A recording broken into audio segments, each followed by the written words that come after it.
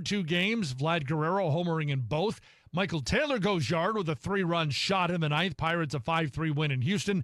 Paul Skeens reaches 100 strikeouts in a no decision. Rangers double up the Cardinals 6-3. Brewers an 8-3 win over the Braves. Atlanta's lost 7 of its 10 games since the All-Star break. Red Sox 11 extra base hits and a 14-7 win over the Mariners. John Elway says passing on Josh Allen in the 2018 draft, probably his biggest mistake as Broncos GM. Mariner baseball back on the air again this afternoon. See if they can bounce back after that terrible game yesterday at Boston. They will take on the Red Sox. 3 o'clock airtime here on KONP. Mariner baseball brought to you by Leeds Farm Supply in Squim. Picture this, the perfect summer barbecue. No stress, no responsibilities, just all your friends, burgers and hot dogs on the grill, and a delicious, refreshing Pepsi Zero Sugar in your hand. Sounds nice, doesn't it? Burgers sizzling, hot dogs cooking, Pepsi Zero Sugar fizzing, and a backyard of very, very happy people. Oh yeah, we could get used to this. Very, very used to this. Pepsi, the official beverage of Grills Night Out. Leeds Farm Supply is your local equipment dealer. But did you know that it's the only locally owned service center, too? Leeds services the tractors, mowers, trailers, and other equipment they sell, along with brands like Kubota and John Deere. Leeds has 2 trained techs to take care of any size machine, competitive pricing, a fully stocked parts department, and a quick turnaround. Call or text 360-452-1400 and talk to Jeremiah for all your service needs. Leeds Farm Supply and Equipment Sales, your local farm store, and so much more. Newsradio KONP Business. This is a Bloomberg Money Minute. Meta is leaning into artificial intelligence. Today, the company announced it will allow Instagram users to create their own AI chatbots that can answer common questions from fans or followers. Meta is settling a lawsuit with Texas to resolve claims that it profited from facial recognition technology without user consent. It will pay the state of Texas $1.4 billion over 5 years. Microsoft says it's been managing another outage today, just days after its Windows operating system crashed during a software glitch with CrowdStrike. The company today says it's starting to resolve the outage that affected some Office applications like Outlook, Word, and Excel, as well as its Azure cloud services. Microsoft, by the way, will be reporting earnings after the bell. Another tech sell-off is underway. The Nasdaq is off 1.2%, the S&P down 0.6, but the Dow is up 0.25%. I'm Nancy Lyons, Bloomberg Radio. We check the roads next, brought to you this time out by Angelus Furniture and Olympic Medical Center. For over a century, Angelus Furniture has provided fine furniture to the peninsula. The secret to their success? Keeping the customer happy. We talk about that all the time throughout the whole store. You got to take care of the customer. What's the reason to come back? If it's not a good value and the delivery was successful, then it's the only way you're really going to get any word of mouth that's good. Angelus Furniture has been getting rave reviews from their customers for over 100 years. Want to know why? See for yourself at Angelus Furniture on East 1st Street, Port Angeles. When every second counts, trust the trauma experts at Olympic Medical Center. Accidents happen anytime, day or night. That's why Olympic Medical Center provides 24/7 trauma care every day of the year.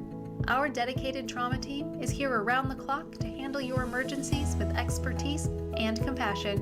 Olympic Medical Center, your hometown partner in trauma care. Learn more at olympicmedical.org/trauma care. Newsradio KONP. Traffic and roads. All right, a little busy out there as it always is during the lunch hour. Port Angeles seeing a little bit of slowdown along Front Street in the greater downtown area due to the construction. Also a little ferry traffic that has built up through that area as well. Lincoln Street also getting a little tight with volume today. Other than that, no other big problems in Port Angeles proper. You're going to find up to the speed limit to Squim, and Squim itself, no problems there. Just a little bit of increased volume on Washington, but nothing that's going to slow you down too much. Heading farther off to the Hood Canal Bridge, no problems along 101 to 104, and the bridge itself is open to traffic right now, so no issues there, no scheduled closures for marine traffic coming up on the Hood Canal Bridge either. Heading out west on 101 and 112, no accidents to report at this point. Going to see a little slowdown there at the new Elwha Bridge. They've got a flagger. They've been one-way alternating coordinating traffic through there as they continue to do work on the project, get the old bridge torn down. Other than that, though, it's just fine heading out to Forks, and 112 is wide open out to Clallam Bay and Nia Bay right now. Right now, we got a lot of clouds across the North Olympic Peninsula. It's 62 in Port Townsend, 65 out west at Forks, 63 in Sequim, 59 in downtown Port Angeles, and out at Fairchild Airport, it's 66. A better life with Dr. Sanjay Gupta. If you are lucky enough to take a big trip this year, have you given any thought to the jet lag? As someone who travels for work as much as I do, I can tell you it's a very real thing. In my 20-plus years as a journalist, I've come to find out that it just doesn't make sense to try and adjust your internal clock on quick trips. But on longer ones, experts we talked to had this advice. First of all, if you can, start gradually adjusting your sleep and your wake times by an hour or two a day before your trip. That'll give you a head start on making the change once you're on the ground. Stay well rested, well hydrated, and not too well fed before you fly. That'll also help you adapt more quickly. Finally, once you're in your new spot, pay close attention to your exposure to light. That is a really powerful cue for your body's clock. I'm Dr. Sanjay Gupta, helping you live a better life. Hello, I'm Jerry Stewart, and this is One Moment in America. Courage is certainly something we need plenty of today in our America. But where does courage come from? I'll tell you after this important message. If you've been hearing my radio programs now for the last 20 years, you know that I've been telling the true stories of those who have followed God's ways to make America the greatest nation in the world. So what's the latest? Well, we're now doing this nation-saving work full-time, and we need your help by becoming one of our ambassadors, subscribing to All We Have for just $5.95 per month. To get what? Number one, full access to our amazing website that is full of over 100 true stories to teach us with these stories how America is to act and operate. We also have lessons for all ages to teach us what we must do now, and our children, they will be our nation's leaders very soon. I will have live presentations online for you to hear, maybe even to participate. And when must this all get started? Now. Call our offices today at 817-995-6965 or go to our website at www.jerrystewartusa.com and email our office. God bless you. As we look at our nation's history and our great success as a country, there are many pieces to our success formula. But one huge reason for America's success is found inside this word courage. Those before us have shown great courage, and we desperately need courage in America today. But where does courage come from? Listen carefully. Don't miss this one. Courage comes from encouragement. It is spoken into us by others. They encourage us, and we find the courage to be courageous. So how do those around you find more courage? It's up to you. If you want to help others to be more courageous, encourage them, and do it today. I'm Jerry Stewart, and that was One Moment in America.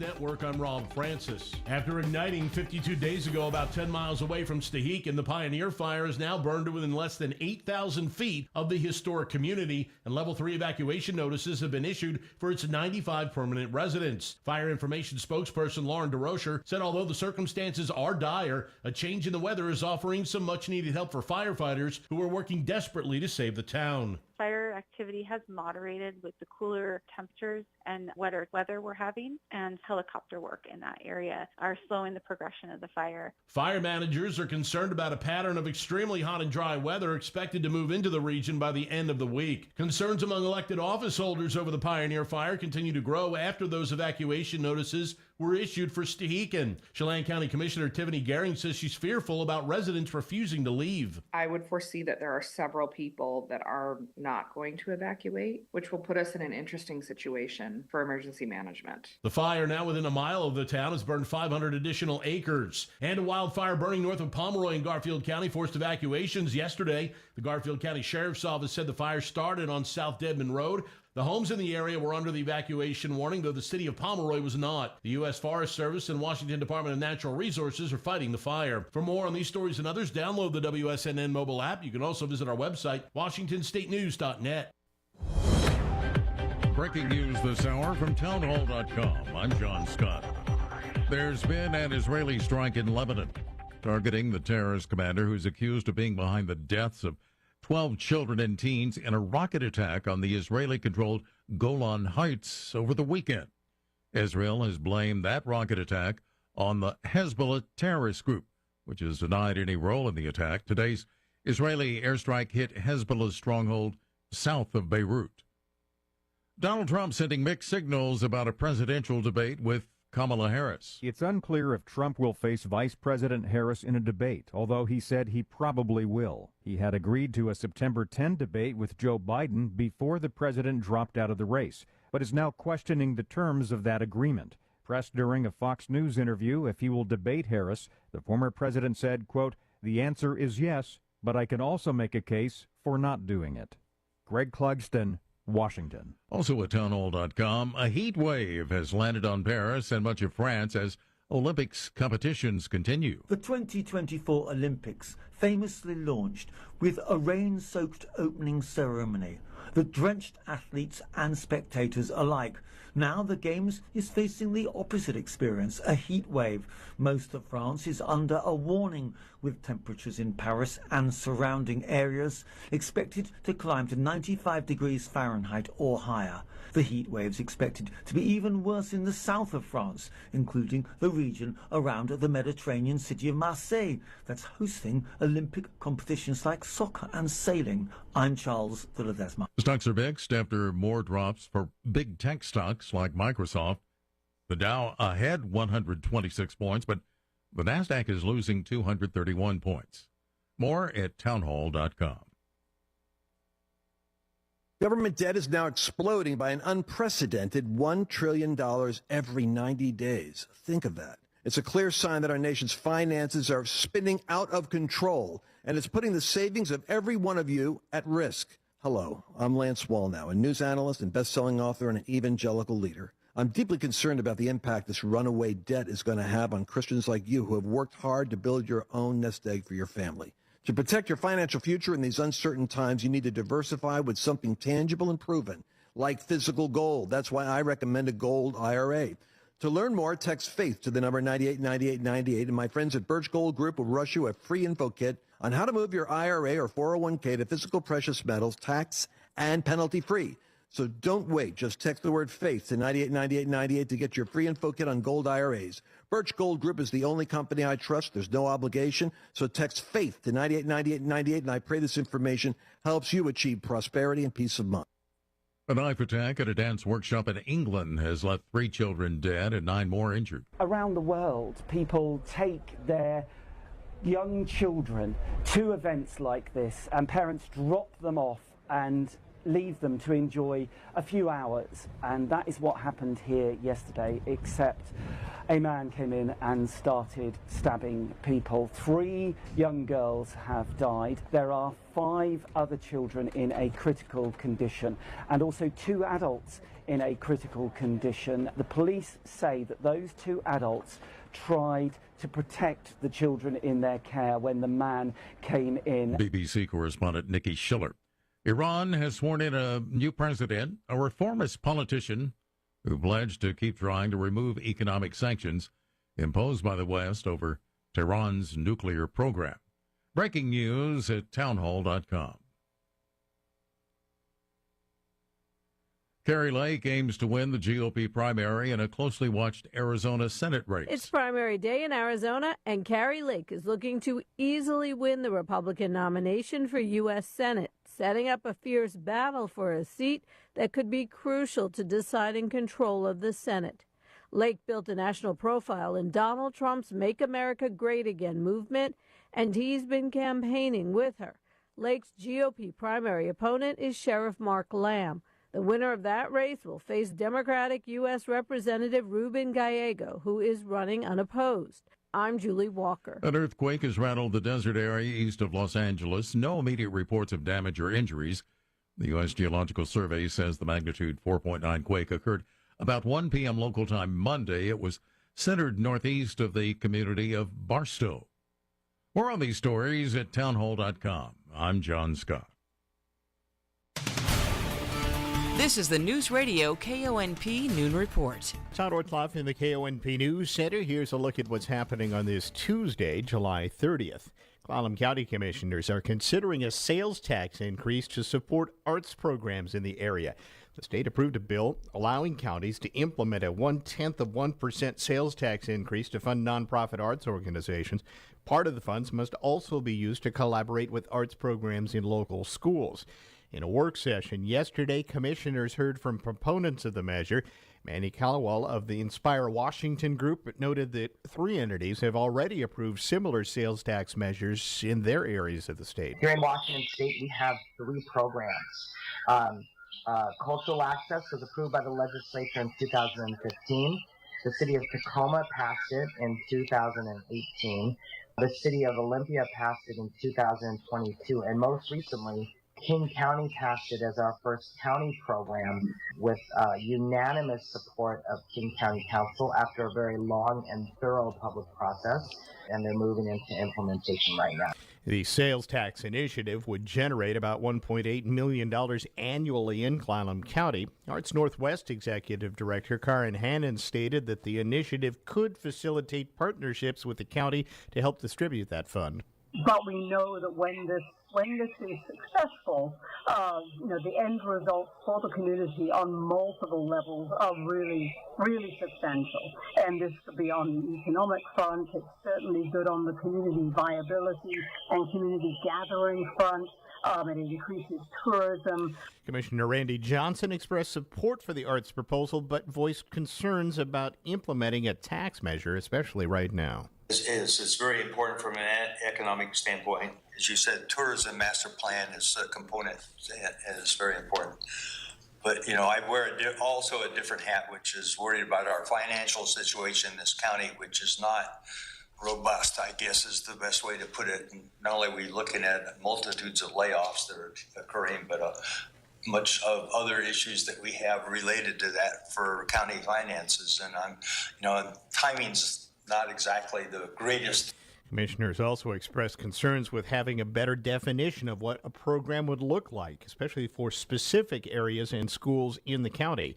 Monday's presentation, the commissioners' first look at the proposal. They've not yet decided whether to pursue the tax measure, which could be approved on a vote by the commissioners or put to voters to decide. Town Road atop the new Dungeness River levee near Squim expected to be paved and ready for traffic in early September. Clallam County Road Engineer Joe Denisi says they got the final clearance they needed from the U.S. Army Corps of Engineers on July 16th and are moving forward with construction now. The levee's been cut down to grade, and a concrete curb's been built, and the walking area has been raised up and built behind there. The contractor's currently working on what we're calling the causeway area, which connects the levee area over to the Squim Dungeness area. And what we will be doing real soon, just as soon as we get the delivery of all the compost, we'll start putting in our compost amended vegetated filter strips. That filter system is approved by the Corps and the Department of Ecology. It's designed to filter any runoff from the road in a way so not to affect the floodplain on the opposite side of the levee. When the work's complete and the road open to traffic, the levee will have a 2-lane road and a foot trail open 24/7. Governor Jay Inslee introducing a $200 tax credit yesterday to support the Climate Commitment Act. He says it'll target low and moderate income residents with about $150 million allocated statewide. Inslee used the event to criticize Initiative 2117, which would repeal the CCA. He called it defective, deceptive, and dangerous.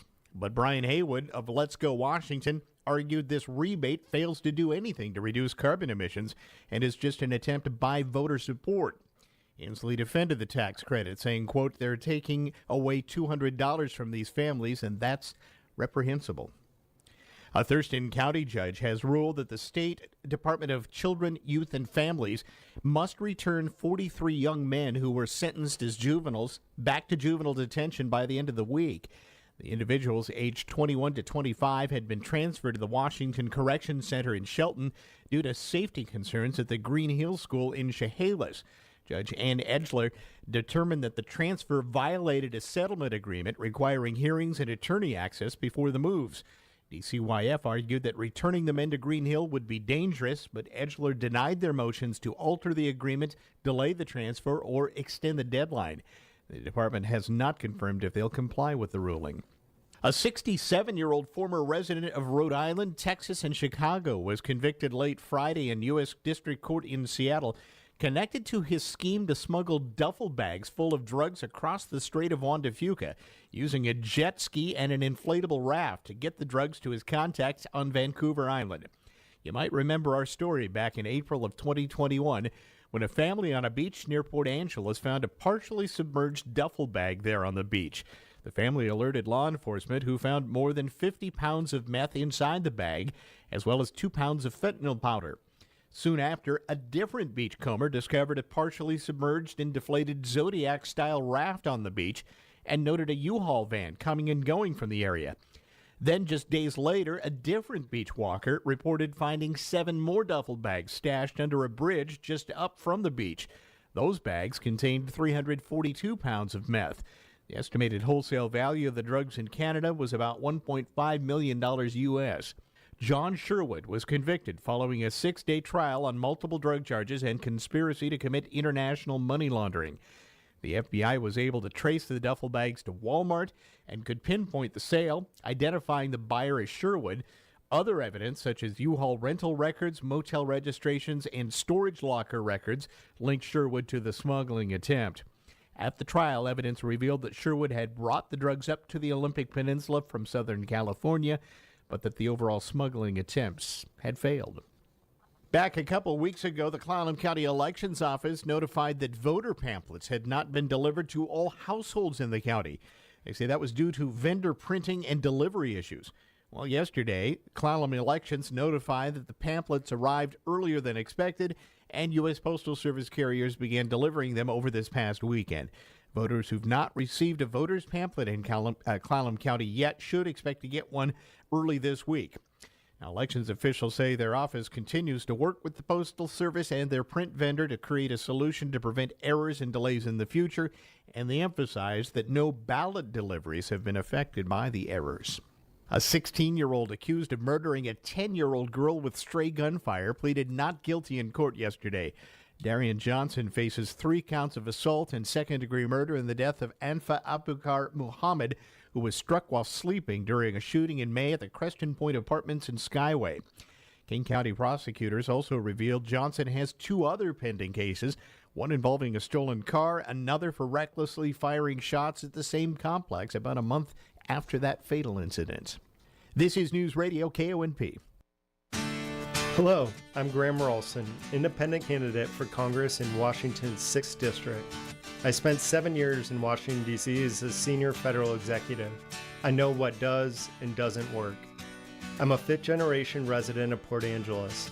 My top priorities are getting Congress to work, fighting inflation, working on housing, and boosting the local economy. Visit voteralston.com to learn more.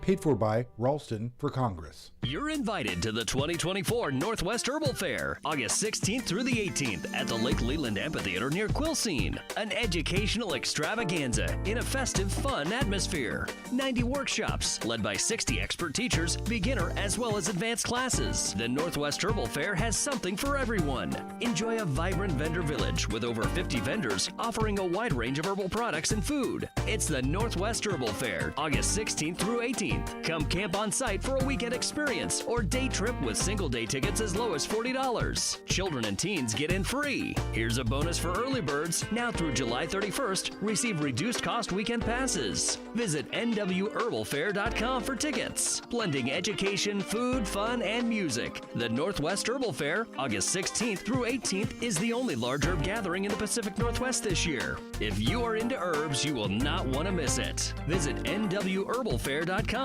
That's nwherbalfair.com. Tranco in Port Angeles. You know them as a transmission specialist. Does that include automatic and manual transmissions? Yep, that's transmissions, but also differentials and transfer cases. Basically the entire drivetrain of your vehicle.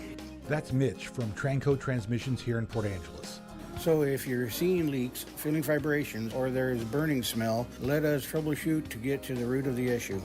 Stay ahead of transmission and drivetrain issues with Tranco Transmissions Port Angeles. When the summer weather is here and the kids are out of school and off with their friends or playing outside, it sure seems like the perfect time to do some home improvements. And one of the biggest projects you can tackle is flooring. TJ's Flooring in Port Angeles can help. Whether it's carpet, laminate, hardwood, or LVP, TJ's will help you select the best option for your home. And while most places won't encourage this, TJ supports DIY flooring projects. This eliminates someone else in your home and scheduling conflicts and gives you the time you need on your own schedule. Of course, the professional installers are there when you need them, but you do have a choice at TJ's. The selection in the warehouse right on site is huge. Rolls and rolls of beautiful flooring at half the price of special ordering. When it comes to customer satisfaction and value, TJ's is second to none. TJ's Flooring on Highway 101 and Monroe Road, 360-670-5188. Your weather forecast calls for clouds, maybe a little drizzle at times the rest of the day today. Mid-60s to low 70s for the highs. Staying cloudy tonight with lows in the 50s and light winds. Tomorrow, cloudy to start the day, then becoming mostly sunny by afternoon. Highs in the upper 60s to mid-70s. Wednesday, mostly clear Wednesday night. Lows will be in the 50s with winds variable and diminishing through the day, in fact, and into the night on Wednesday night. Sunny on Thursday with highs in the mid-70s to low 80s. Mostly clear Thursday night, lows near 60. And then a sunny Friday on the way and a high near 80. Yeah, partly cloudy Friday night, lows near 60. Mostly sunny Saturday, mid-70s to low 80s. Saturday night, clear, lows in the upper 50s. Sunny again Sunday with a high near 80. And Sunday night, clear with lows in the mid to upper 50s. And it just keeps on going. Monday, sunny and mid-70s to low 80s for your highs. Right now across the North Peninsula, it's cloudy. We've had a little bit of scattered rain shower activity as well. In Port Townsend in the east end, it's 63. Out west at Forks, they're at 66. 63 right now in Sequim. Downtown Port Angeles, 61. And out at Fairchild Airport, it's now 66. Sometimes the more things change, the more things stay the same. Cars and trucks certainly have changed, but it's really good to know that A1 Auto Parts in Sequim has the same great service and expert advice as always. Whether it's advanced technology of the newest model or a classic with hard-to-find parts, the A1 team is your go-to for expert advice and tracking the right equipment. A1 Auto Parts and Marine across from Sunshine Cafe in downtown Sequim.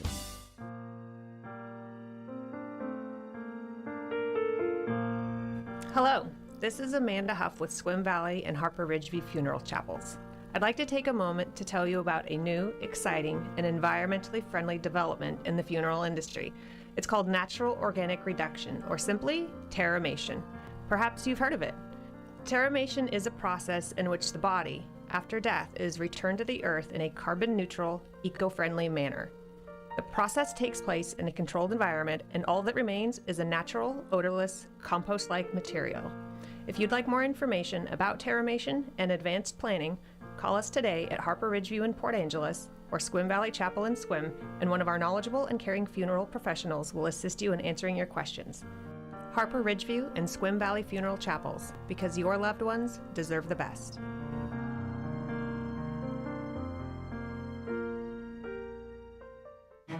Hi, I'm Kevin Vanderweg, your state senator and now a candidate for state lands commissioner. As a 25-year firefighter and chair of the Senate Natural Resources Committee, I know how destructive wildfires and wildfire smoke are to rural communities. I'm ready to lead the fight for better prevention and faster, more effective responses. We can't let wildfire get further out of control. I'd be honored to earn your vote. Paid for by Kevin Vanderweg for State Lands Commissioner, Democrat. Here's a look at what's happening. Scholarships are available for women locally. Continuing education scholarships available for those who live in Sequim or went to Sequim High School. Must have at least 24 semester or 30 quarter units, have clear goals, and have some financial need. The female student must be enrolled in a school or accredited training program for the coming year. Filing date is coming up August 15th, and more information is at sisequim.org. Sir Optimus International of Sequim's website, sisequim.org. Click on Awards and Scholarships. The Lubbock Library System hosting some free cartoon drawing workshops for tweens with Aaron Nell Stanky on Wednesday, 3:30 to 4:30 p.m. at the Olympic Peninsula Academy Gym in Sequim. On Thursday, from 3:30 to 4:30 at the Port Angeles branch of the library.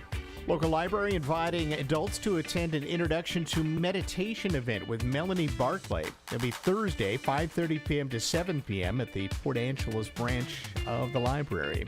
You're invited for a free walkabout tour of the Woodcock Demonstration Gardens from the Clallam County Master Gardeners. It's coming up this Thursday, starting at 10 a.m. This month's tour features the fruit trees and small fruits that are coming into season there. There's nothing quite like a fresh-cut bouquet to bring elegance, romance, and cheer to any occasion. Have you ever wondered how the pros make floral arrangements dazzle? Well, here's your chance. Making the most of your floral garden, preparing and designing extraordinary bouquets from Mary Lou Oswalt Storer and Pam Pace. This presentation will be happening Saturday. It'll be at the Woodcock Demonstration Gardens from 10:30 till noon. Participants are asked to bring a pair of garden snips and a vase. And Music on the Street opens up on August 1st, this Thursday night, 7 p.m. It'll be at Field Arts and Events Hall, and that's a look at what's happening. Got an event? Make it special with live classic hits from Black Diamond Junction.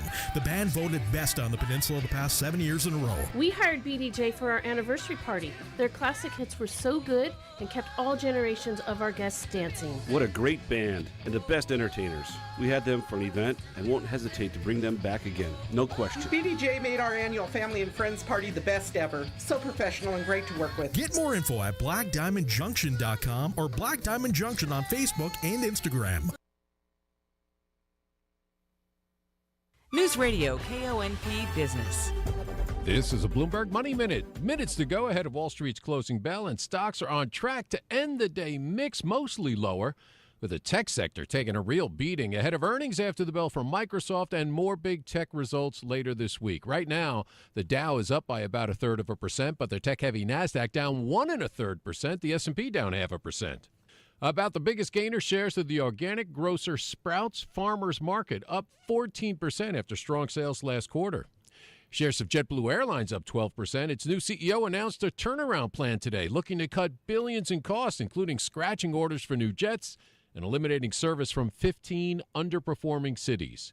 And after a slump in sales in the first half of the year, Stellantis, the maker of Jeeps, Chryslers, Fiats, Ram pickup trucks, and more, is going to cut costs by offering voluntary buyouts to U.S. auto workers. It'll start with non-union white-collar workers at first. Tom Busby, Bloomberg Radio. I have a riddle for you. What can brighten your room and yet make it darker? What goes up and down and sometimes side to side? Give up? Blinds! New window treatments can enhance the beauty of any room and give you the level of privacy that works for you in each one of your rooms. And with options from top down, bottom up to wood shutters and cordless varieties, the Blind Store in Sequim will guide you through the process.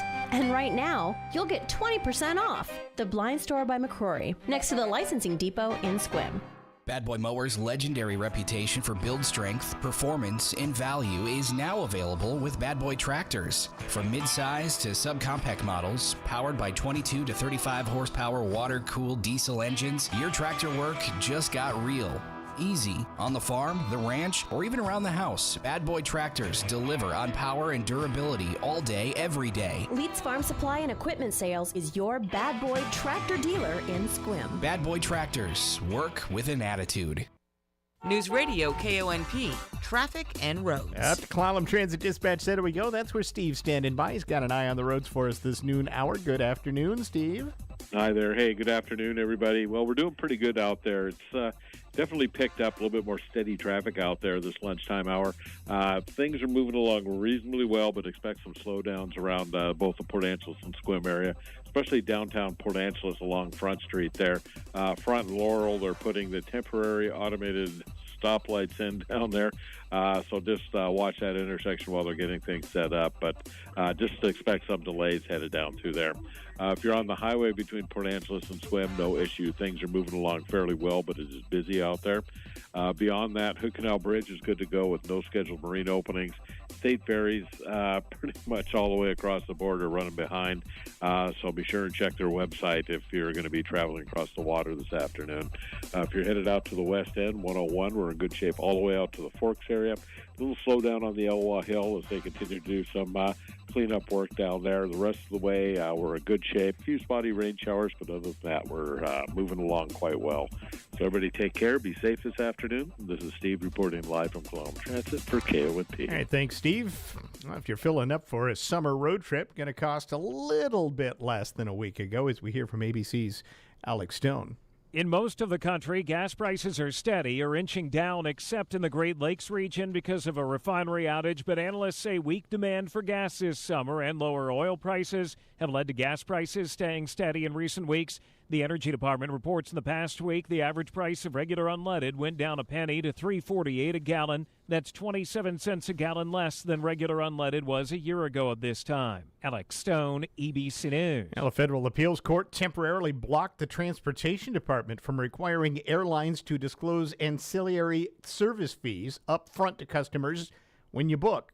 ABC's Chuck Sievertson with the story. U.S. airlines and airline trade groups fighting the rule argue that having to tell customers at or before booking about extra fees for a first or second checked bag, a carry-on bag, or for canceling or changing a reservation will cause irreparable harm. They also claim the DOT is overstepping its authority, the rules being delayed to give the court more time to review it. That massive opening weekend for the Marvel movie Deadpool and Wolverine just got bigger. Here's ABC's Jason Nathanson. I know you, bub. Nope. But I know you. Seems a lot more people got to know Deadpool and Wolverine this past weekend. The film didn't open to a record-setting $205 million in North America. With the final Sunday numbers in, it actually opened to $211 million. That extra $6 million made it the 6th best opening weekend of all time instead of the 8th. And of course, it's still the best opening ever for an R-rated movie. Worldwide, Deadpool and Wolverine earned over $440 million, which puts it on pace to easily earn over $1 billion when all is said and done. Marvel's owned by Disney, the parent company of ABC News. Jason Nathanson, ABC News, Hollywood. If you search Google for the phrase failed presidential assassination attempts, you'll find John F. Kennedy, Abraham Lincoln, Gerald Ford, Ronald Reagan, and Teddy Roosevelt. Widen the search and leave out the word presidential, and you'll find Archduke Ferdinand of Austria, whose death sparked World War I. But guess whose name you won't find? I'm Kim Commando for T-Mobile. Their advanced network now goes farther than ever before. Visit T-Mobile.com/55 today. Even if you use the precise keywords Trump assassination attempt, Google's autocomplete feature gives 0 results. Google claims it's done nothing to interfere with searches on the Trump assassination attempt. Instead, Google says its autocomplete feature is set to, quote, filter out political violence. Let's review. Lincoln, Roosevelt, Kennedy, Ford, Reagan, and the Archduke. Which one was not political violence? Here's a new phrase, disinformation by omission. Hey, if you're not tech ahead, you're going to be left behind in the dust. Get my free newsletter at getkim.com. Hey friends, Kim here. You know, it seems the older you get, the savvier you become at saving money. I really hate to overspend on things, especially the necessities. But thanks to T-Mobile, I don't have to worry about overpaying for wireless service, so I've got more time and money to spend on other things. At T-Mobile, customers 55 and up can get 2 lines of talk, text, and data for just $30 a month per line. That's a 45% savings versus Verizon and AT&T. Plus, Scam Shield Premium is included, which means fewer scam calls and more tools to help you optimize and organize your mobile life. Experience all this and more with T-Mobile, America's largest 5G network. Don't miss out. Get 2 lines of talk, text, and data for $30 a month per line at T-Mobile. Visit T-Mobile.com or your local store to make the switch and save.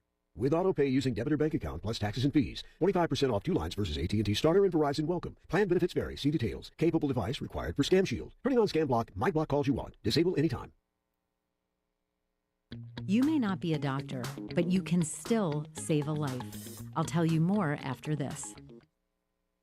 Summer is heating up, just like the deals at Omaha Steaks. From perfectly aged steaks to juicy burgers, Omaha Steaks is your summer grilling headquarters. Shop the Hotter Than Fire sale at omahasteaks.com for exclusive, unconditional money-back guaranteed packages starting at $99. Plus, get an extra $10 off with promo code QUALITY at checkout. Visit omahasteaks.com, code QUALITY for an extra $10 off. Shop the Hotter Than Fire sale today, before these deals go up in smoke.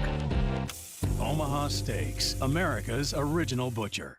Offer not valid in all states or where prohibited by law. Loans are subject to lender approval. See website for details. Honey, the credit card bill came, and we're maxed out. Maxed out cards, rent is due. We just need some extra cash to help us get by. Maybe we should go to 27cash.com. With our bad credit? 27cash.com is one of the largest personal loan networks. They can help people with any type of credit get up to $5,000, and cash can hit our bank account as soon as tomorrow. When you need extra cash, go to 27cash.com. That's 27cash.com. 27cash.com.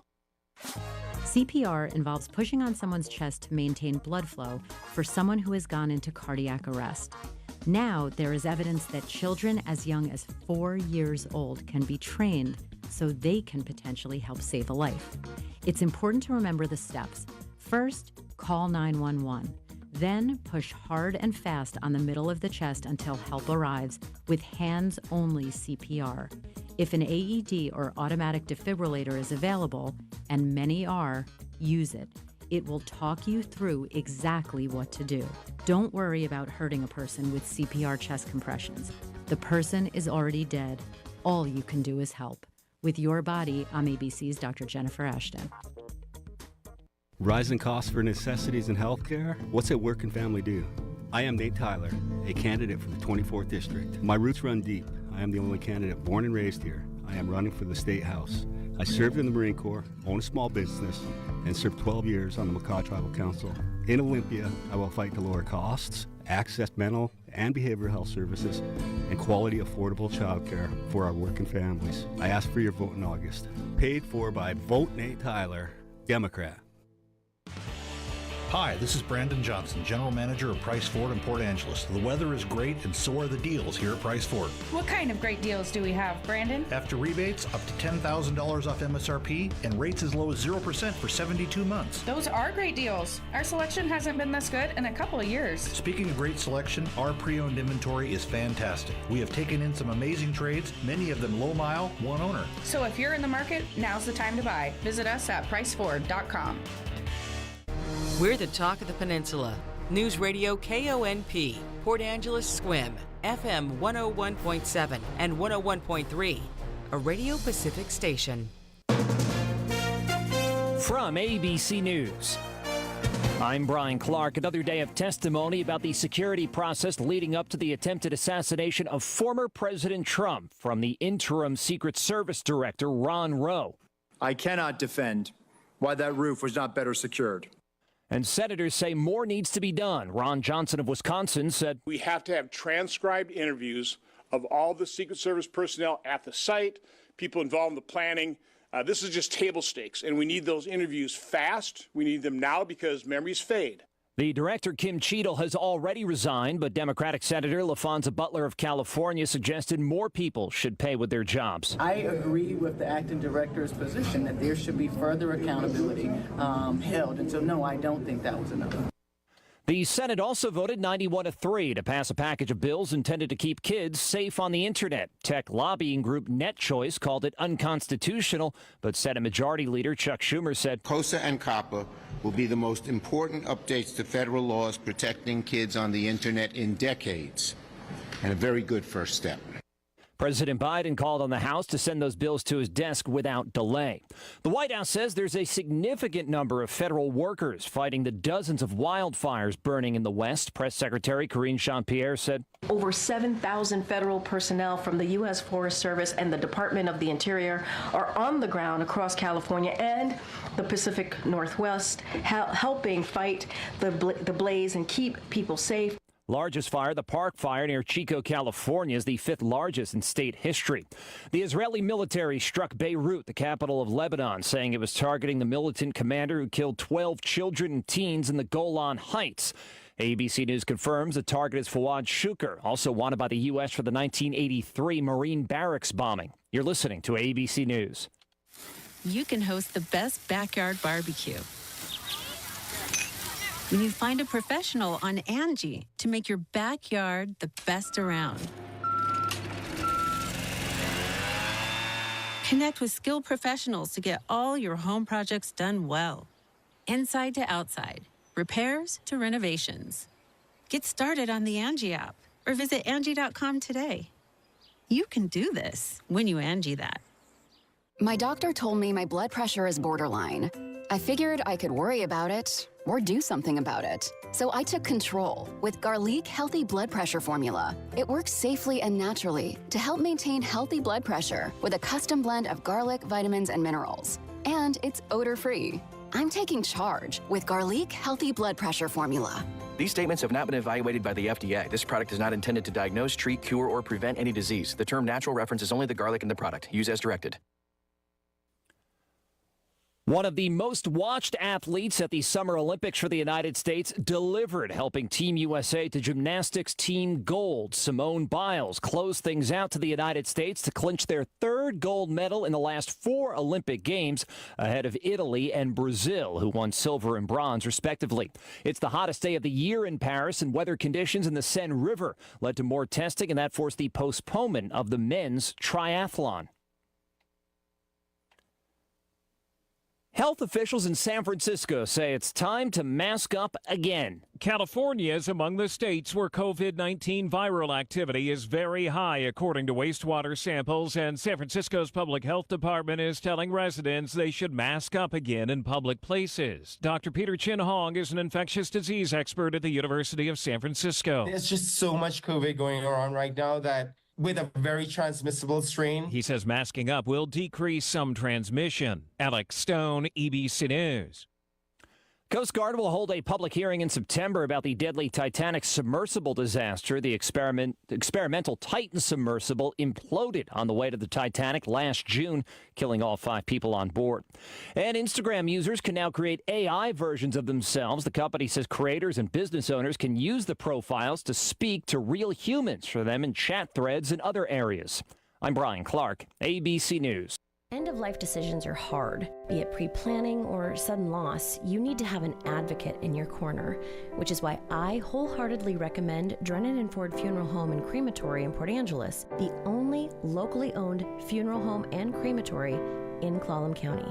Their expertise ensures a smooth process, so you can focus on healing and being with your loved ones. Their help through the darkest time in my life will forever stay with me. Call 360-457-1210.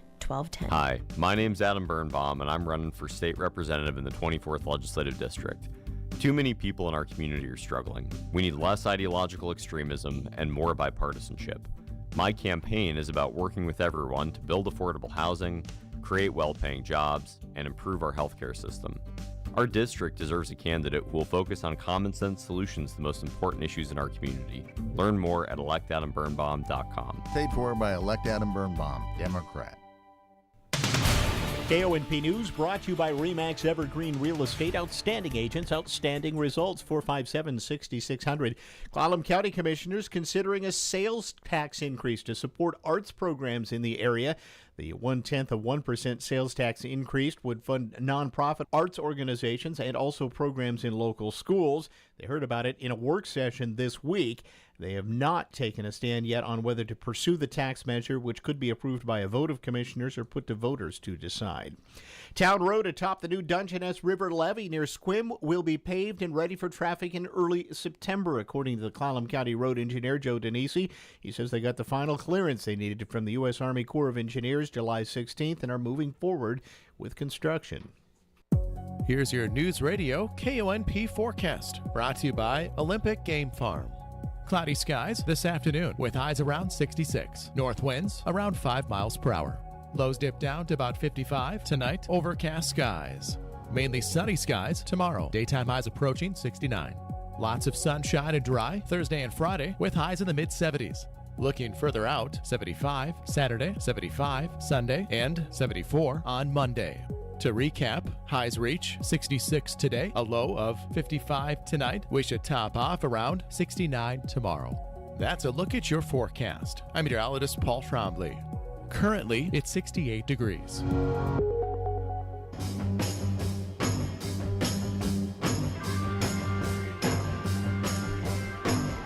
It's the Todd Ortloff Show on News Radio KONP. Now, here's Todd. All right, well, we had hoped to talk with one of the authors of the new novel called Played, which was actually built on the games of the 1936 Berlin Olympics. However, we are unable to make contact with my first guest, so we're going to take another quick break here and get ourselves regrouped. We'll be back with something completely different when we come back right after this. This is the Todd Ortloff Show on News Radio KONP. I understand that as our world becomes more automated, receiving personalized service from a real person is more meaningful than ever. I'm Dan Shappy, and as a farmer's agent, I know a thing or two about how to help you select the insurance you want so you can protect what matters most. Call 360-681-0696 to learn more and chat with me, a real person and experienced farmer's agent, today. We are farmers. Bum, ba-dum, bum, bum, bum, bum. Underwritten by Farmers Truck Fire Insurance Exchanges and Affiliates. Products not available in every state. Red Carpet Car Wash in Carlsberg is always adding to the list of things they provide to keep your vehicle looking brand new. The full detail shop is just one more service to check off that list. Not only will your interior and exterior shine, your engine will sparkle too. Red Carpet is also getting some winter upgrades, including new equipment in the manual bay and new vacuums. Call Kyle today and let him get you scheduled for your red carpet treatment Tuesday through Saturday. 360-461-0826. Hi, I'm Kevin Vanderweg, your state senator and now a candidate for state lands commissioner. As a 25-year firefighter and chair of the Senate Natural Resources Committee, I know how destructive wildfires and wildfire smoke are to rural communities. I'm ready to lead the fight for better prevention and faster, more effective responses. We can't let wildfire get further out of control. I'd be honored to earn your vote. Paid for by Kevin Vanderweg for State Lands Commissioner, Democrat. When shopping for building supplies, lumber, home goods, or hardware items, are you traveling to one of those big box stores? When you wander those big box store aisles, how's that customer service? Absent? Possibly lacking in knowledge? I don't know. At Angelus Millwork and Hartnagel's, we have 2 convenient Port Angeles locations, and each one is far from the big box store experience. Yay! Since our stores are employee-owned, each one of us has a vested interest in how we serve and treat our customers. You won't find us hiding in the back aisle or turning the other way when you make eye contact for help. They can't see me if I can't see them. We're excited to share our day with you while making sure we set the bar high for what true customer service is all about. So if you're looking for a hometown building supply store that treats their customers like next-door neighbors, has deep knowledge on building products while continually supporting the local community, then avoid those trips out of town and come see us today. Angelus Millwork and Hartnagel Building Supply. Building homes, building community since 1906. The FAFSA, the free application for federal student aid, has finally been updated. If you have been waiting to fill out a financial aid application for college or career training, now is the time. United Way of Clallam County offers free support with FAFSA, WASFA, or any pesky paperwork that is needed to help pay for college. You can book a one-on-one session with our student financial aid liaison by emailing collegeaccess@unitedwayclallam.org. All right, welcome back to the program. After that song and dance, we finally got hooked up with Glenn Allen, who is one of the co-authors of Played, the games of the 1936 Berlin Olympics. As I mentioned, it is a novel, but it certainly is based on a lot of true event things that happened at the time, and certainly appropriate to talk about one of the most controversial Olympic games of all time, those being the 1936 games. So, Glenn, thanks for joining us. Glad we finally hooked up. Thank you so much for having me. So let's just talk a bit about your reasoning behind. Now, this is a novel, but really it's a novel. It's a historical novel. So you've taken some liberties to create a story or a narrative around what was a very, very much true things that had been happening in those days. So I guess a little bit of your reasoning for this approach. Well, the main reason is that it was initially conceived as a movie. This is back in the 90s. Okay. Me and my writing partner thought this would make a great movie, and then as we researched all these characters and these stories, and we outlined it as a TV series, and that outline became the book. And that makes sense. When you read the book, you'll kind of get that. Certainly, and I think it's safe to say that a lot of things happened and didn't happen in history because of what played out in the 36 Olympic Games. Would you agree? Yes, absolutely. The book is all true, but of course we had to invent some of the dialogue. But the events actually happened. Yeah, and so in your mind, I mean, we had Jesse Owens, we had, I mean, the rise of Nazism was going at that time. This was Hitler's play on to show the world how great he was and his country was. We had the boys in the boat. We had all of this stuff that happened in those games. To you, and I don't know if you can speak for your co-author, Richard Kaufman, as well, what was the most, I guess, intriguing story within all of that, for you at least? Well, to me, the most intriguing story was about a Jewish-German high jumper on the women's high jump team. And she had left Germany so that she could keep training because she was kicked out of her German training facility, went to London, and then was coerced or forced with threat of violence to her family. She was forced to come and compete for Germany in order to show the Americans that they had Jews on the team. Amazing. So she was used as a pawn. Right. Yeah, she was used as a pawn because there was a big vote. There was a threat of a boycott, and it was a big deal here in America. The rest of the world was waiting to see if America would go to Germany, and they used that to show the Americans, hey, look, we're going to treat our athletes, our Jewish athletes, just fine. Of course, once we got on the boat to cross the Atlantic, they kicked her off the team. Her name was Gretel Bergman. Wow. Fascinating. But the truth as to what was going on there. So let's talk about that big overlying story of the fact, the U.S. almost didn't go to those Olympics. There almost was a boycott from the United States, as you just mentioned. What do you speculate would have happened had the U.S. not gone? I think the rest of the world, most of the countries probably wouldn't have gone. And they would have held the Olympics anyway because this was a big spectacle for Hitler. They built this fantastic stadium and the Olympic Village, a lot of innovative things that we still do today. We raised the question: would the Holocaust have happened had we not gone to the Olympics? I think it still would have, but it would have been a different level of awareness. Maybe things would have been different. Who knows? Did the world, do you think, become more aware of what Hitler was up to because those games happened and because they all were there and there was a bit more spotlight on that, even though it was such a spectacle, as you mentioned, but the fact the rest of the world was watching their athletes, so to speak? I'd say they were a little more, it kind of legitimized the Nazi party. Yeah. Because after World War I, they were in such a deep depression. So this was kind of a welcome back to the world stage. In a way. Certainly. And, politicians like Roosevelt, he didn't want to get involved. Yeah. Did some people will say, though, that there were so many thumbs in the eye to Hitler by, Jesse Owens, for example, that story, where you have this black man who comes and, basically takes it to the ultimate white supremacist. Do you think that changed the dynamic for, I guess, both Hitler and also maybe the rest of the world? I think it surprised them a little bit. Now, our African-American athletes dominated the running events. But Germany won the most medals that year. So it was, a little bit of a surprise or a disappointment, I should say. Now, this is an ultimate, and we get into this all the time because there have been other boycotts. The politics of the world enter into this. The Olympics were always supposed to be, above politics, above any of that recrimination or anything of any other nation. Was this the first time that the Olympics really got, dirty into politics, so to speak, because of what was happening in the world? At this level, certainly. And you really hit the heart of what our book is about, and that is that the Olympic ideals, it's supposed to be about the athletes, and it almost never is. I mean, it is, but politics, they stick their muddy fingers into it all the time.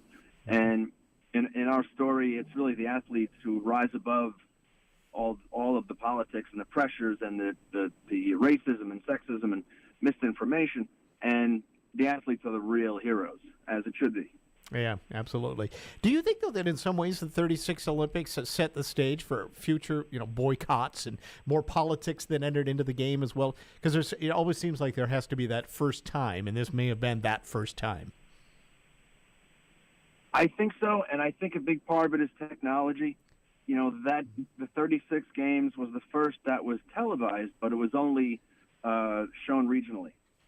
So after that, 1940, of course, was canceled because of World War II. Yeah, right. After that, it became more of a media attraction, and now, of course, it's all over the place. Right. So it's kind of these countries use it as a platform to spout their political ideals.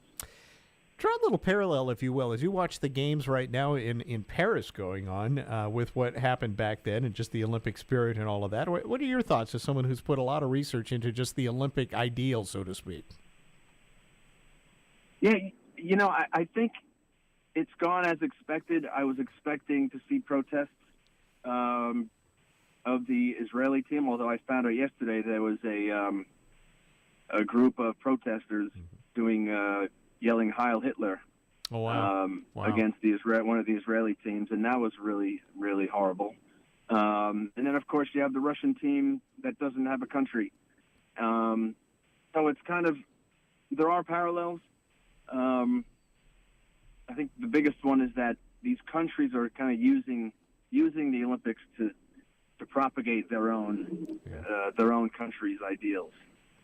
And, and certainly as you talked about the spectacle that was in 1936, I mean, Hitler intended that to be the giant world stage event that it was, much like everything that was, the emergence of the Third Reich. Everything had to be bigger than life.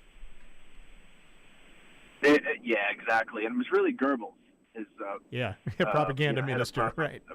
Propaganda. He had to convince Hitler to do it. Hitler was not the biggest sports fan.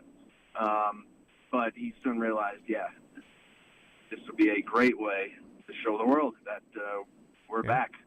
Now, forgive my ignorance in this.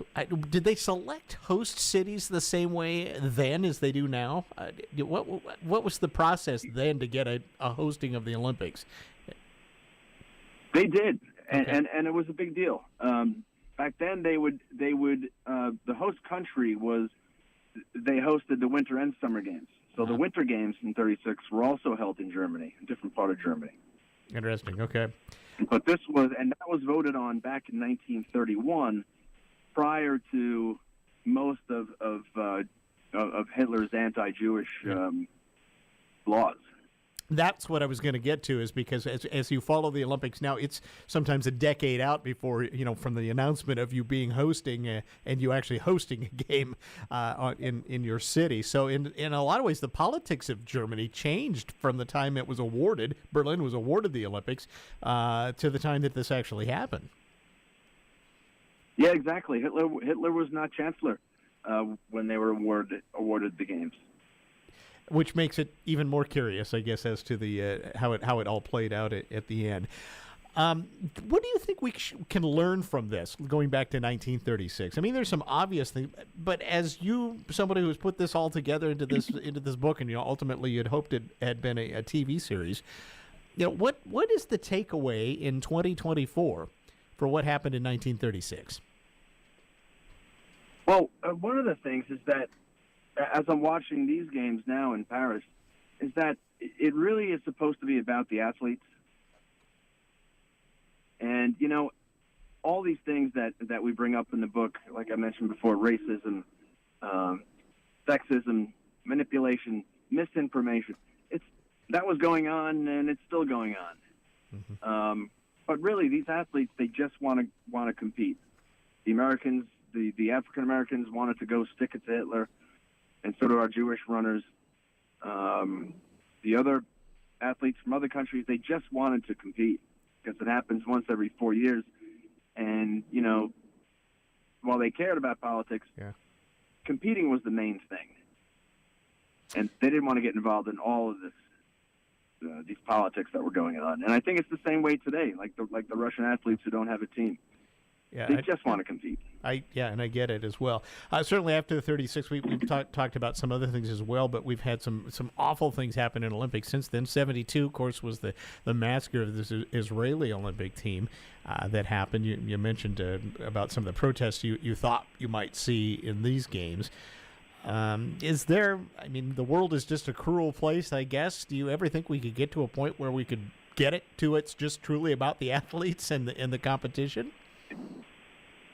Well, I don't think so because of social media and technology. It's everywhere. Everyone has an opinion. You've heard about all the election meddling with social media. I mean, the whole world is watching. So it's a perfect opportunity for politicians to kind of push their agendas. Yeah, I agree. Of course, we had bribery scandal at Salt Lake City Winter Olympics, too, just not too long ago in 2002. I mean, it's happened on our land as well here in the U.S. So let's, before I run out of time with you, Tate, you told us about one of the stories in here that has been most compelling to you. Share a couple of other stories that you have in this novel as you laid out what happened in 1936, so people get a kind of a flavor of what they'll read about. Yeah, there was one interesting story. I mentioned a couple of Jewish runners that were on the 4x100 relay team, on the American team.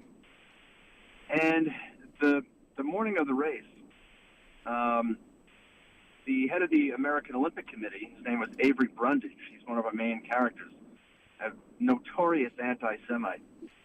He was pressured to kick the Jewish runners off the team as to not insult Hitler any further. And that actually allowed Jesse to win his fourth gold medal, Jesse Owens. Interesting. But they were told, the two Jewish runners, one of them was Marty Glickman, who became a very famous sports broadcaster. They were told the day of the race they can't run. And that was a real compelling story. The other one is a love affair between Leni Riefenstahl, the great German filmmaker who was documenting the games. She fell in love with an American decathlete named Glenn Morris. He was a farm boy from Colorado, the most unlikely romance you could ever imagine. True story. They both confessed on their deathbeds that their biggest regret in life was not fulfilling their romance. And it's a fascinating story. Yeah. You know, Leni, she never shed her associations with the Nazi Party, and she wanted him to stay in Germany and train their athletes. He wanted her to go to Hollywood, make movies, and it's kind of heartbreaking, but a humorous and steamy love affair. Wow. Okay, so we know so much about some of these athlete stories, as we mentioned, just from the history of what's happened here. How did you kind of decide what you would weave in and out of this novel? Because there is just so much about individual history. If you want to just the facts, man, so to speak, you couldn't include every single story that happened for 1936. So take us through your process of your weeding through some of these tremendous stories that you do have played. Well, the way we did it was there was a reporter from the Associated Press named Alan Gould, a true character, and he was sent to the Olympics to cover the games. So we kind of see these stories through his eyes, a lot of them. He's like a moral compass, so to speak. That's how we kind of were able to cement all these stories. And also, as filmmakers, we're big fans of Robert Altman, who is known for, weaving stories, because these athletes all know each other. We have chapters in the Olympic Village, and they're all talking about what's going on, the politics of everything. So right. That's kind of how we did it. So I have to ask you this: with the title of the book, "Played," I think that goes in a number of ways. I mean, played is in the sports as well, but which side got played, or did both sides get played in this? The pro-Nazi side and the anti-Nazi side. What tell us from the author's perspective what you think. Oh, I'm sorry. Could you repeat that? I lost you for 1 minute. It's all right. The title is "Played" of the book, so I mean that also implies that played as in I played you or you played me. Which side do you think was played most out of this? The German side or the rest of the world? I think the rest of the world. was played. Like I said, Hitler used these athletes as pawns just to get the countries to show up. And once we decided to show up, they kicked their Jewish athletes off the team, and they paraded German nationalism all over the place. And so I would say the rest of the world got played. We should point out you do have some great photos that are in this book as well to kind of that show the real things that had happened. There's a photo towards the beginning that is just the opening ceremony, if you will, of what it looked like. And pageantry puts it mildly as far as what the Nazis were trying to roll out for the whole world. That certainly is true. So, Glenn, it's been great to talk to you. I'm glad we finally got hooked up here. And was this a fun book to put together? It's been fun. We've been researching it since the mid-'90s, and we put everything that's interesting we put into it. And then some. I just had a chance to pick this up and start reading a little bit of it. I encourage people to go get it, and especially with the Olympics playing right now, to have that in the background of reading about the 1936 Berlin Olympics. It's a novel, but it's all based on truth, and it's really well done from Glenn Allen and Richard Kaufman. The novel's called Played. Glenn, good luck to you. I know you probably got another project going as we speak, so you and Richard are quite busy, I know. Well, thank you very much. Hopefully we'll see this as a TV series one day. Absolutely. I'll be watching for it. Thank you, Glenn. All right, thank you. You got it. That's Glenn Allen. He's one of the co-authors of Played, the Games of the 1936 Berlin Olympics. Do pick it up if you get a chance. Great book. We're going to take a break and switch gears. We're going to talk about a upcoming festival, a third annual, Fungi Festival is coming to the Olympic Peninsula. We'll get on board with you about how you can get involved with that and a pre-ticket sale event that's coming up, too. That's all in our next segment right after this. This is the Todd Ortloff Show on Newsradio KONP. Hello, I'm Graham Ralston, independent candidate for Congress in Washington's 6th District. I spent 7 years in Washington, D.C. as a senior federal executive. I know what does and doesn't work. I'm a fifth-generation resident of Port Angeles. My top priorities are getting Congress to work, fighting inflation, working on housing, and boosting the local economy. Visit voteralston.com to learn more. Paid for by Ralston for Congress. This is James Garlick, Artistic Director of Music on the Straight, inviting you and your family to 2 exciting concerts at Field Arts and Events Hall on August 1st and 10th. As a graduate of PA High School, it has been an honor to build this festival with support from this remarkable community. And I'm thrilled that these shows feature some of the most exciting musical talent of today, including pianists Jeremy Dank and Joyce Yang, and our resident composer, Paul Wienko. Children are only $5, so please come check us out on August 1st and 10th. Get your tickets now at musiconthestraight.com.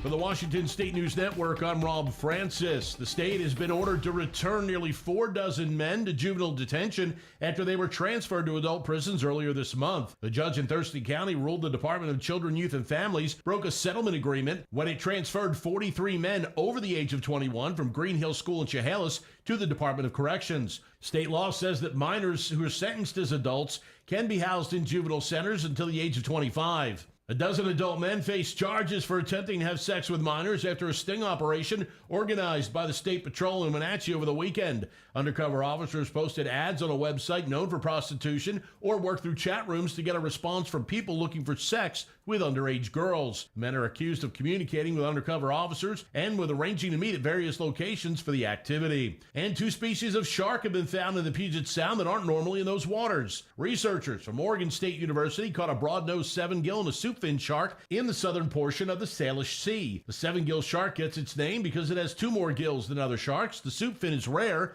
because it's been overfished and is a key ingredient in sharkfish soup. The soupfin shark, not known to be aggressive to humans. The 7-gill shark, though, does have a history of aggression against humans. There have been 7 recorded attacks since the 16th century. For more on these stories and others, download the WSNN mobile app. You can also visit our website, WashingtonStateNews.net.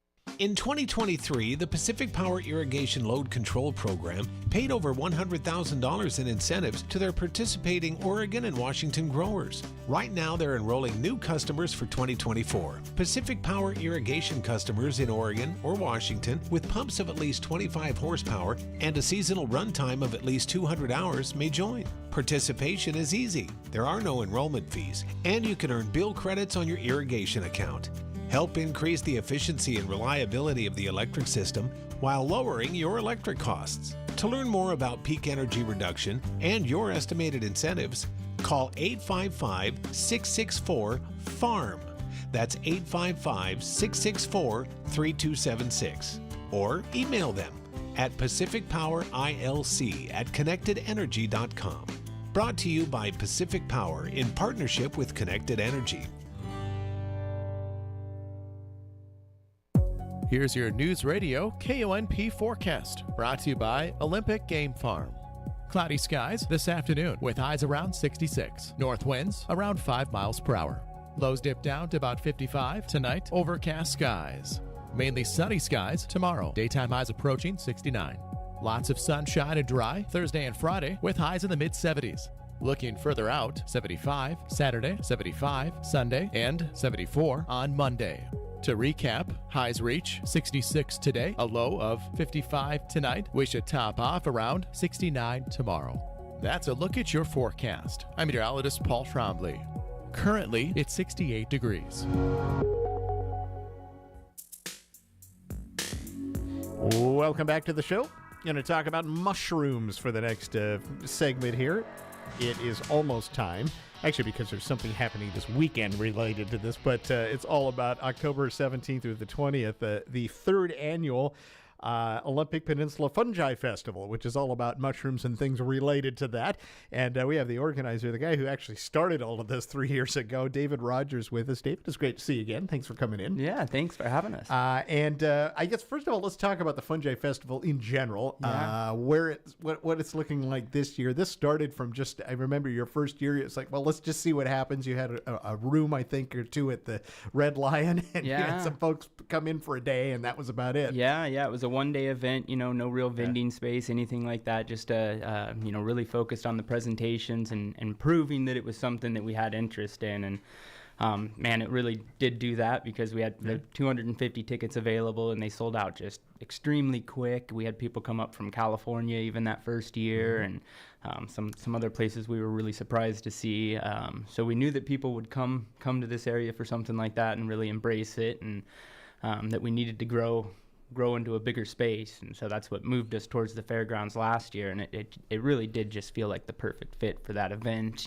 Being in October, it's nice to have a lot of covered spaces for our vendors and our educators and things like that, and keep us kind of somewhat inside but still in that foresty vibe. And so it's really great to see what it's been able to grow into so fast. And this year we have some really exciting things happening. So, well, last year you certainly kind of expanded it into a kind of a community event. I mean, you had some music things, you had some other stuff that came along with it, more than just the education part of it as well. So I'm assuming you're going to do some of the same types of things this year. Yeah, and we're really focused on it being like an accessible thing for the community. So it is an event that doesn't require a ticket to attend. There's lots of free access space for people. Our vendor area, our education barn, which we've actually expanded into a bigger building this year. Food court, all of that stuff is accessible just to anybody that wants to come check it out. And the tickets are more for the speakers and the workshops and things like that. And so, we have some really exciting workshops that we've added this year. We're doing the mushroom dye workshop again. We have somebody doing a how to make your own mushroom tinctures workshop this year. Somebody that does some 3D printed mushroom art sculptures that she grows. So really exciting, another culinary workshop. And then we also teamed up with, a few other organizations to kind of dip our toes into the research side of things. So kind of with the help of the Elwha Tribes Department of Natural Resources Department, the Biodiversity Collective, a group out of Olympia, led by Graham Steinruck, and then Olympic Hiking Company. we're able to do a research project that we've got the permits for from the National Park Service. So we'll go in and do some above and below ground fungal surveys. Interesting. Okay. That include that area that was the former Lake Aldwell. So we're going to be comparing sites that are currently in the middle of a restoration period to sites that have been less disturbed throughout the years, and really try and figure out what role fungi are playing in the ecology there, and how it might be influencing that restoration process. Why do you suppose there's so much interest in mushrooms, in fungi? It's curious. I think I have my suspicions is because it's so wide-ranging. I mean, it's from environmental rehabilitation to medicinal things to just great cooking. It's a lot of people that are, become vegan or vegetarian. They turn to mushrooms to be a good portion of what they eat nowadays too. Is that? I mean, I think it's all of that maybe. Definitely. I think it's a really exciting field, and like you say, it's really neat, and we love to try and cover as many different aspects of that as possible, from the remediation and the cleanup aspect to the fungal diversity and foraging and culinary. To cultivation. So there's so many interesting aspects, and I think another thing is it's been so overlooked for so long that people are actually able to get involved and sometimes even make a difference without what's usually considered a formal education. We have people that are a citizen scientist now discovering new varieties of fungi because there's still so much out there to be discovered, and so I think that really excites people, that they could get involved and potentially make a difference or discover something new, and that's really exciting. Do you suppose too that, I mean, some people I think were reluctant, especially the foraging side of things. You go out, you try to hunt mushrooms. I hope I get the right ones because there are some that they could kill you. I mean, if you get the right, and they look very similar to one that's very edible. And I know that's kind of part of what this festival's all about, is so people know what to look for, what's good, what's not. Yeah, and that was a huge inspiration in a sense for it was, we cultivate mushrooms, and so we're down at the farmers market a lot, and just constantly have people coming up looking for that information specifically. How do I learn more about going out and foraging? We live in such an amazing area for wild mushrooms and foraged mushrooms that it's really easy for people to get excited about that, but people luckily want to try and be smart about that, and it is kind of hard to find that information sometimes, and so it felt like there was a lack of that information and a real want for it. It was one of those things that you had to know somebody, it seemed like, in a lot of ways. And I'll just say, I'll put a plug in for your company too, Maddie's Mushrooms, because you could always just buy those, and you're pretty well going to be okay. We grow, and we do get foraged mushrooms from local foragers on the table as well. So we have both available. We love them all. But it is more than that. You just come at this from having this be your business, and you've really grown, pardon the pun here, this festival because of that. I mean, I think you just touched on it. Just in your business, how many things you learned from your customer base as to the needs for education, what people were asking questions about. Well, and it's exciting for somebody that I've been passionate about mushrooms for a while, and longer than I've been able to pursue it as a business. It's been something I've been really interested in, and I think it's exciting to see more people getting interested in it, and that's a pretty common vibe in the world of mycology, and that you do find a lot of people who are willing to share their knowledge because of that. Maybe less people willing to show you their exact mushroom hunting spot. But that's like a good far fisherman. As they're not going to tell you what they're behind, like how to cultivate, or like how to ID a mushroom and things like that. People are really willing to a lot of times share that information because they're excited to see people paying attention to mushrooms, and people getting excited about it, and people talking about them. And so when somebody asks you to say what is your favorite part of the mushroom world, what do you tell folks? I mean, do you have a special a certain species? Do you have a certain thing you do with them? What is David's story? I love mushrooms for so many different reasons. The reason why we pursued it as a farm is just because of the small space that you can use to provide food for the community, and I think that's really, really special, and it's an important aspect of it. But I think my favorite thing, and it's kind of something I've learned through doing the Mushroom Festival, is just that real sense of community. in our growth last year from going from just a single room to a multi-day event at the fairgrounds with all these pieces. We had an amazing team and we did our best, but there was definitely hiccups, and it was just amazing to see everybody, and they were so happy, and it was a really great vibe, and people were just excited to be there and be learning, and so there's just a really amazing community, it feels like, around that mushroom world, and that was seemed like a really common response from attendees afterwards too, like, wow, we just really loved being there, and that atmosphere, it was a really great vibe, great place to be. What's your favorite mushroom? What do you like to eat the most? If you're cooking up something, what is David Rogers going to do? The one I probably use the most of is probably just a regular oyster mushroom, just because they're so versatile. It's really hard to pick a favorite, and it's definitely rotated.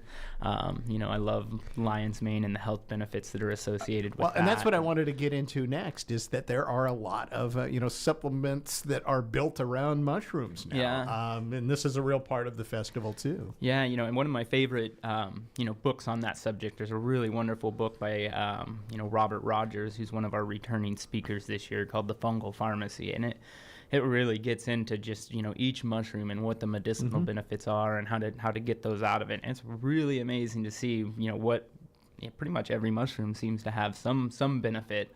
It's really cool, and a lot of them you can eat as a gourmet and still receive those medicinal benefits. It doesn't have to be processed into something, just adding it to your dinner and you're getting that health benefit.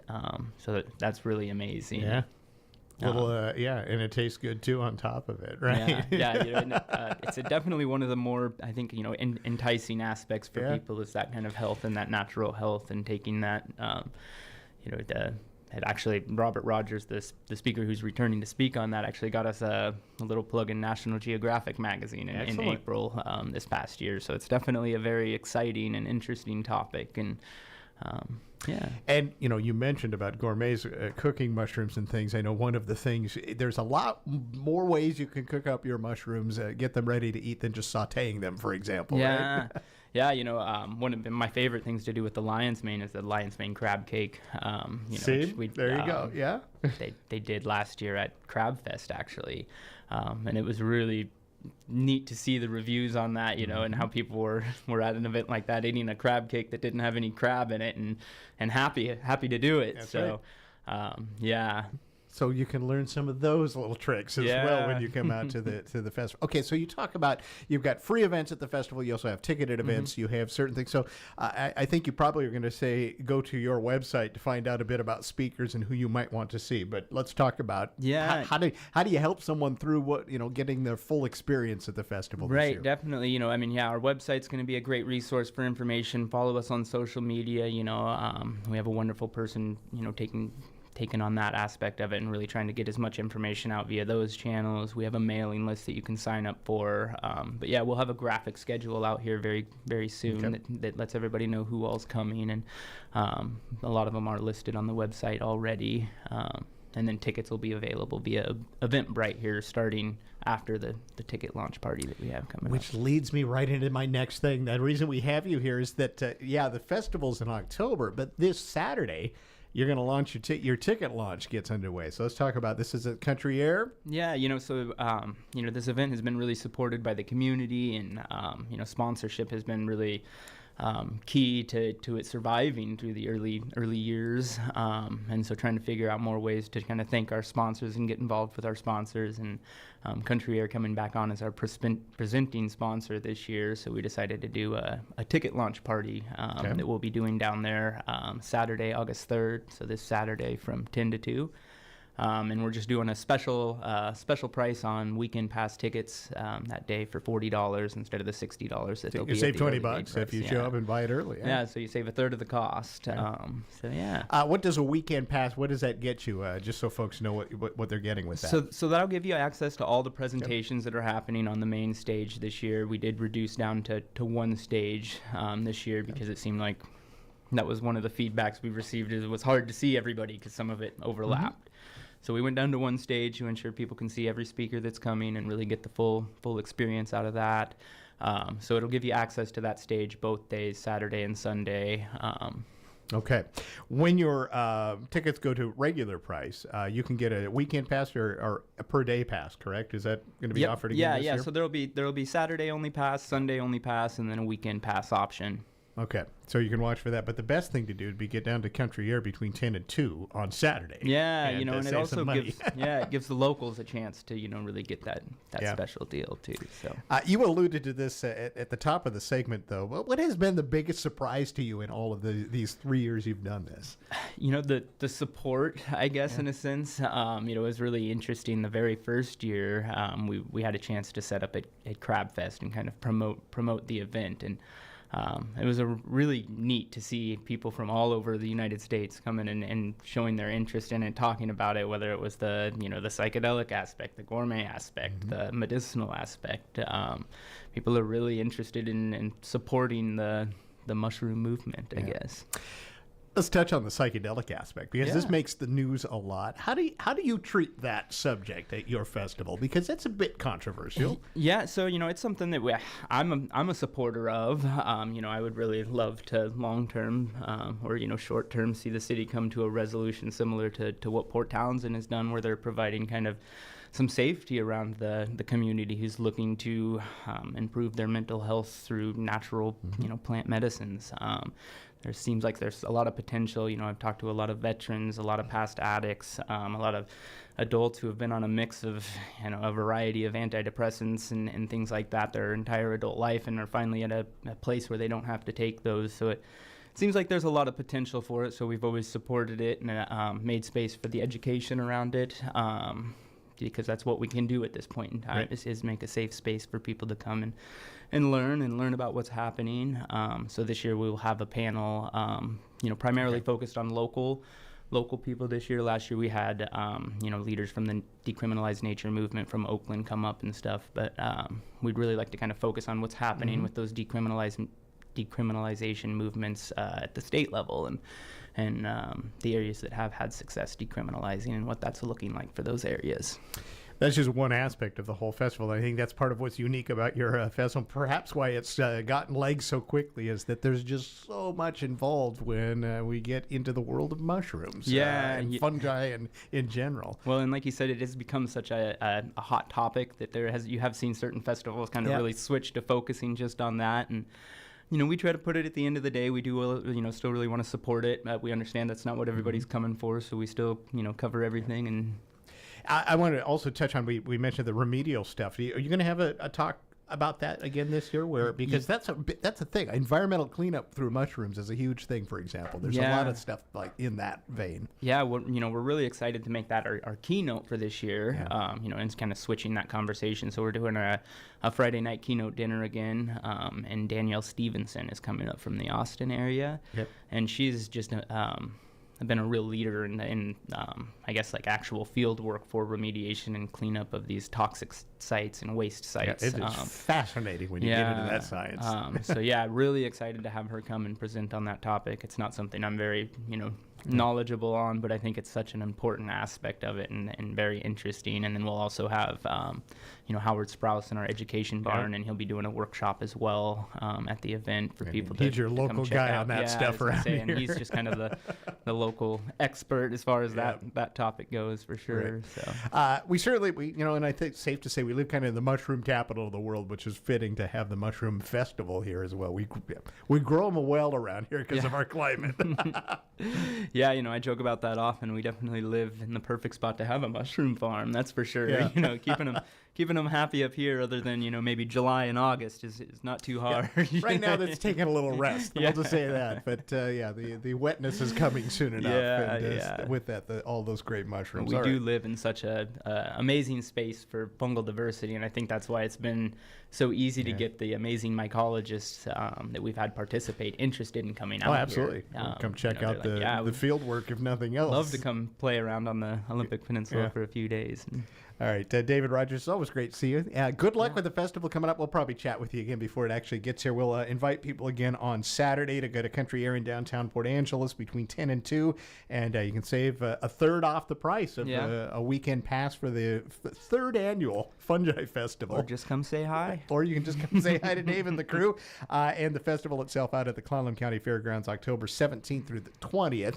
But really the Friday, Saturday, Sunday thing is where the big part of the weekend is going on. So, David, great to have you. Thanks for coming down. Thanks as so much always. for having us. All right, we're going to take a break. We'll be back with more right after this. This is the Todd Ortloff Show on Newsradio KONP.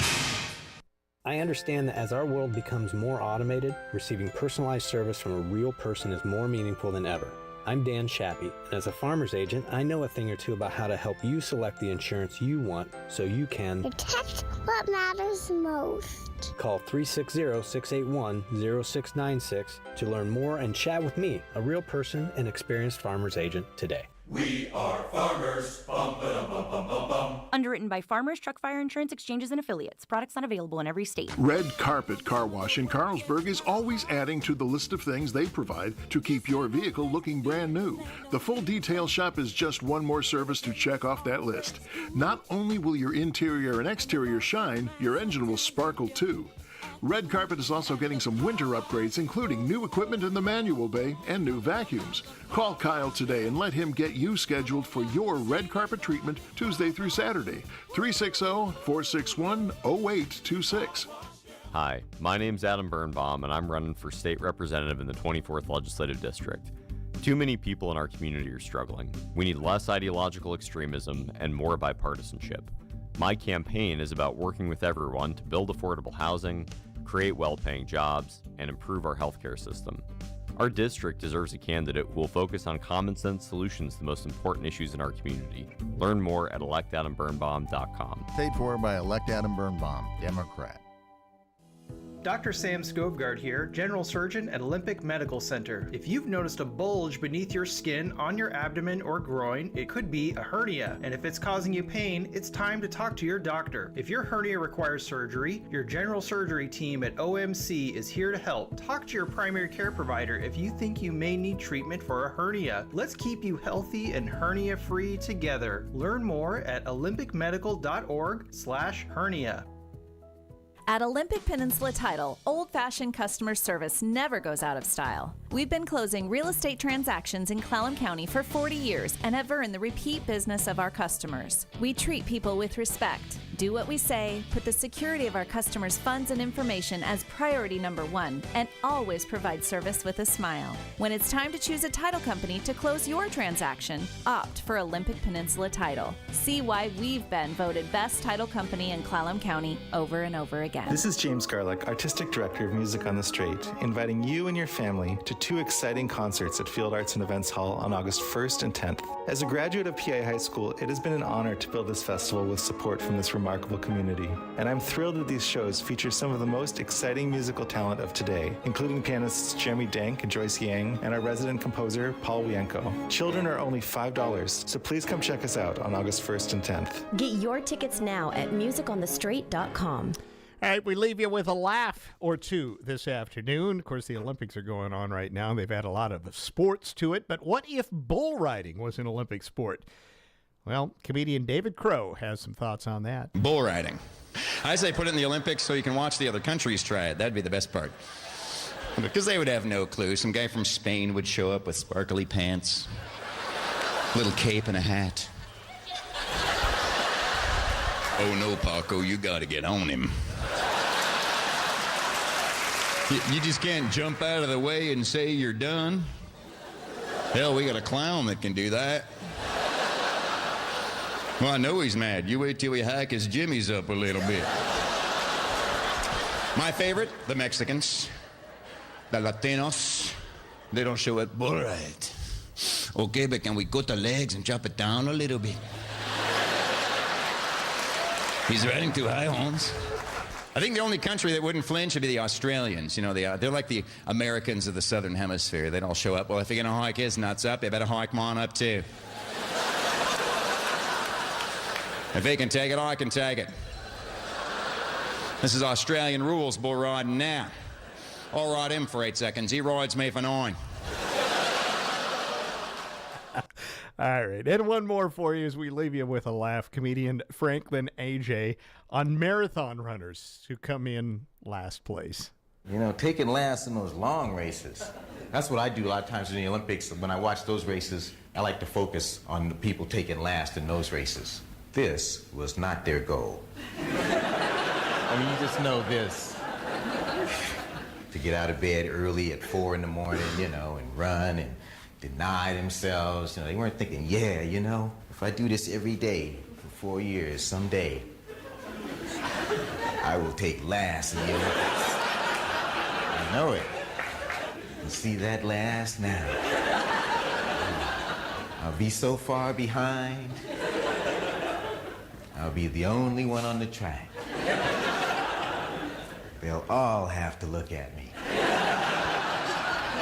I'll be holding up the next race. And we leave you with a laugh with that. Thanks for joining us this afternoon. This is the Todd Ortloff Show on Newsradio KONP. Hi, I'm Kevin Vanderweg, your state senator and now a candidate for state lands commissioner. As a 25-year firefighter and chair of the Senate Natural Resources Committee, I know how destructive wildfires and wildfire smoke are to rural communities. I'm ready to lead the fight for better prevention and faster, more effective responses. We can't let wildfire get further out of control. I'd be honored to earn your vote. Paid for by Kevin Vanderweg for State Lands Commissioner, Democrat.